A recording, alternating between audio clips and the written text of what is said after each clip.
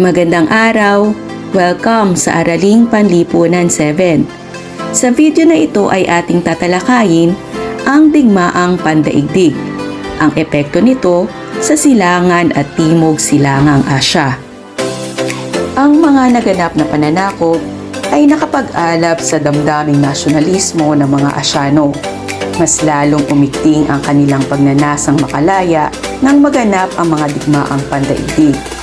Ang mga kaganapang ito ay nakapagdulot ng malaking pagbabago sa pamumuhay ng mga Asyano. Ang paglaya ng mga bansa sa silangang Asya, ang paglaya ng bansang China. Dahil sa kasikatan ng produktong China sa Europe, hinangad ng mga Europeo na makipagkalakalan sa China na sa kalaunan ay naging dahilan ng paghahangad na makontrol ang lupain nito. Ang pagkatalo ng China sa digmaang Opyo ay naging daan ng di makatwirang kasunduan at pagkakaroon ng sphere of influence ng mga bansang Europeo sa teritoryo ng China. Tatlong uri ng nasyonalismo ang umusbong dito. Una ay ang nasyonalismong tradisyonal na ang layunin ay paalisin ng mga kanluranin at ang impluwensya nito na pinangunahan ng samahang Boxers. Ang pangalawa ay ang nasyonalismong may impluwensya ng kanluran na ang layunin ay maging republika ang China. Yakap ang ideolohiyang demokratiko na pinangunahan ni Dr. Sun Yat-sen at Chiang Kai-shek. At ang pangatlo ay ang nasyonalismong may impluwensya ng komunismo na pinangunahan ni Mao Zedong.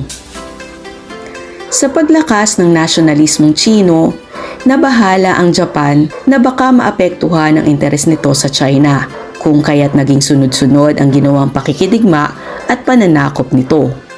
Una na rito ang naganap na Manchurian Incident na sinundan ng Rape of Nanking na nasundan pa ng ikalawang digmaang pandaigdig. Natalo ang Japan noong ikalawang digmaang pandaigdig, ngunit nagpatuloy ang kaguluhan sa China sa pagitan ng puwersa na komunista ni Mao Zedong at nasyonalista ni Chiang Kai-shek. Natalo ang nasyonalista at napasailalim sa komunistang pangkat ang mainland China. Samantalang ang nasyonalista ay tumakas noong ika-1 ng Oktubre taong 1949 at pumunta sa isla ng Formosa na ngayon ay bansang Taiwan. Ang paglaya at pagkakahati ng Korea. Unti-unting nasakop ng Japan ang Korea na ginawang base militar at pilit na itinaguyod ang kanilang kabiasnan. Bunsod nito, maraming pagtatangkang ginawa ang Korea upang mapatalsik ang mga Hapones. Napabilis ito pagkatapos ng ikalawang digmaang pandaigdig kung saan natalo ang mga Hapones. Ang paglaya ng mga bansa sa timog silangang Asya. Ang paglaya ng bansang Indonesia. Nakamit ng Indonesia ang kalayaan noong ika-17 ng Agosto taong 1945 sa pamumuno ni Ahmed Sukarno sa pamamagitan ng revolusyon laban sa mga Olandes. Umigting ang pagnanasang lumaya ang Indonesia nang pagkalooban ng simbolong kalayaan si Sukarno noong sakupin sila ng Japan noong ikalawang digmaang pandaigdig. Nang matalo ang Japan, dumating ang mga Olandes upang ibalik ang kanilang pamamahala sa Indonesia na nakaranas ng kalayaan. Pinamunuan ni Sukarno ang Indonesia sa loob ng 23 taon. Pinasimulan niya ang pamamahalang guided democracy o limited democracy base sa Pancasilya.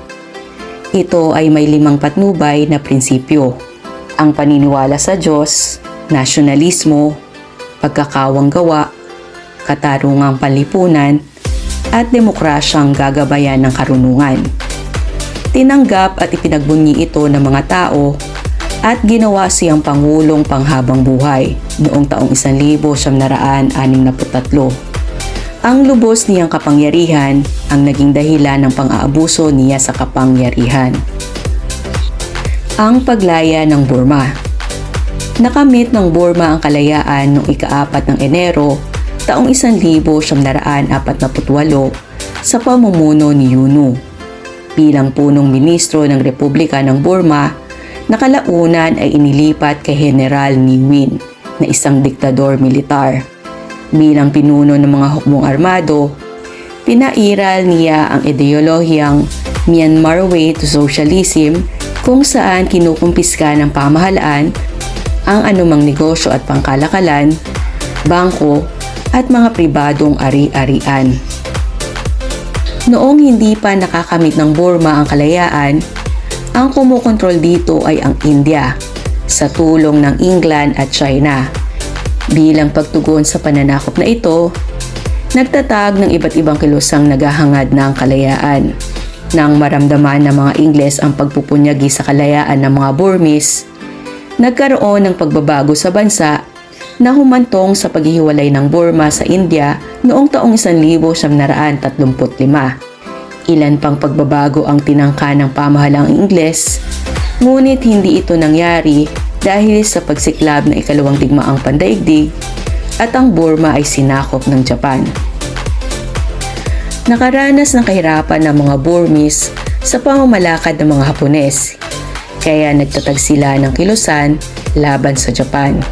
Ito ay ang Anti-Fascist People's Freedom League sa pamumuno ni Aung San, na binubuo ng mga makademokratiko at komunistang pangkat.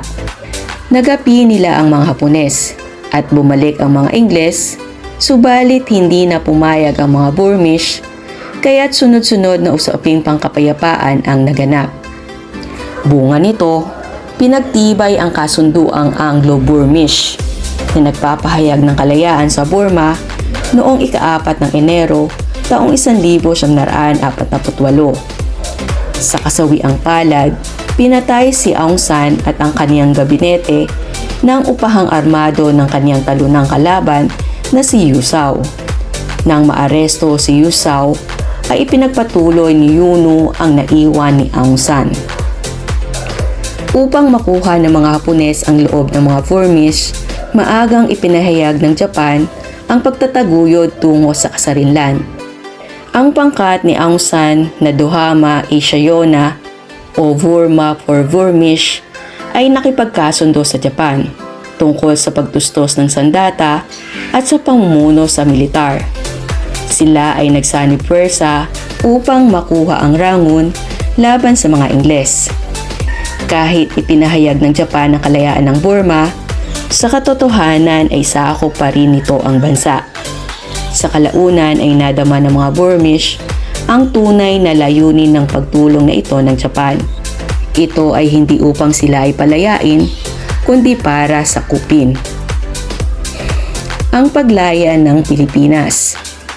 Nakamit ng Pilipinas ang paglaya noong ika-12 ng Hunyo taong 1878 sa pamumuno ni General Emilio Aguinaldo.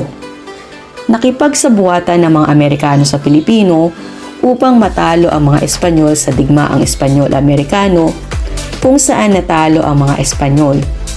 Inakala ng pamunuan ni Aguinaldo na aalis na ang mga Amerikano sa Pilipinas at ipauubaya na ang pamumuno sa Pilipino, kaya idineklara ang kalayaan at nagtatag ng isang demokratikong pamahalaan.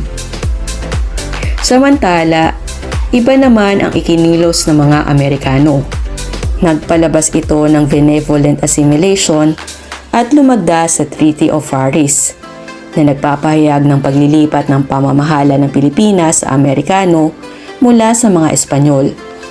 Naging hayaga ng pagtutol ng mga Pilipino sa pananakop ng mga Amerikano, kaya't sumiklab ang digmaang Pilipino-Amerikano. May ibang Pilipino na hindi nakiisa, walang pakialam, at nakiisa sa mga Amerikano. Dahil sa kawalan ng pagkakaisa, nakapagtatag ang Amerikano ng pamahalaang kolonyal na nagsilbi sa interes ng mga Amerikano at pinalaganap ang edukasyong makabanyaga.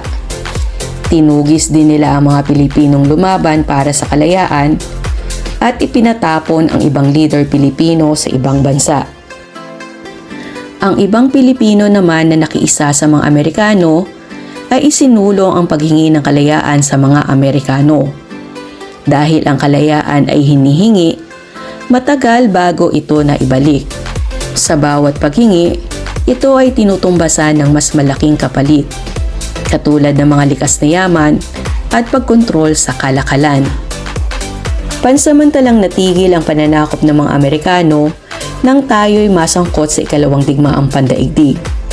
Nilusob tayo ng Japan dahil kaalyado natin ang mga Amerikano.